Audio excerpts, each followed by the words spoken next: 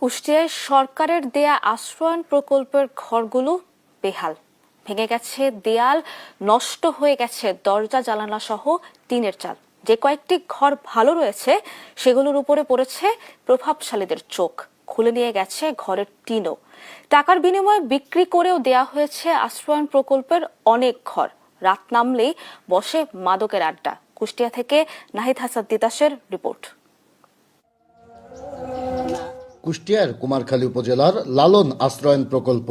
একসময় এখানে 40টি পরিবার বসবাস করলেও বর্তমানে রয়েছে মাত্র 11টি পরিবার। বসবাসের অনুপযোগী হওয়ায় ঘর ছেড়ে যেতে বাধ্য হয়েছে এখানকার অনেক পরিবার।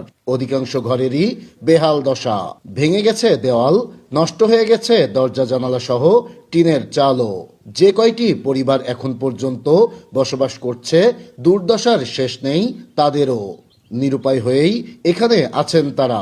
আমাদের এখানে সব ঘরদোর সব ভাঙা ছিঁড়ে, খুব কষ্টে আছে, টিন ঝাঁঝরা হয়ে গেছে সব।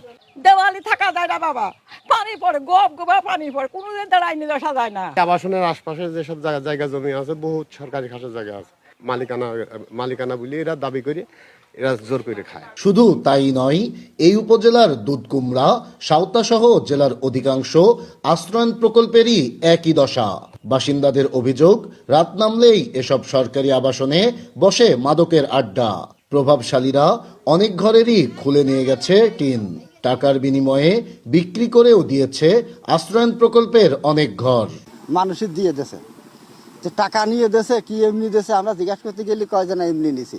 এইগুলো রাতের অন্ধকারে সব খুলে নিয়ে চলে যায়, কেউ থাকে না বলে এই জন্য ওই গাঁদা মাদা খাওয়া ওই সব লোকে নিয়ে যায়। সব হইলো ওই রাত্রে রাত্রে দেখেন জানলা মামলা চুরি করলো কেটা, বাপ এখন থাকে হেনে, ওই লোক থাকে আর আমি থাকি। তবে প্রশাসন বলছে জেলার আশ্রয়ণ প্রকল্পগুলো বসবাসের উপযোগী করতে দ্রুতই ব্যবস্থা নেবেন তারা। আমাদের যে আশ্রয়ণ প্রকল্প আছে, এই আশ্রয়ণ প্রকল্পে কোন কোন ঘর খালি আছে বা কারা থাকতেছে এবং থাকতেছে না, এটার একটা তালিকা দেওয়ার জন্য, বিশেষ করে যারা ঘরগুলোতে থাকতেছে না তাদের একটা তালিকা করার জন্য নির্দেশনা দিয়েছে। জেলায় মোট আশ্রয়ণ প্রকল্পের ঘর রয়েছে 2370টি।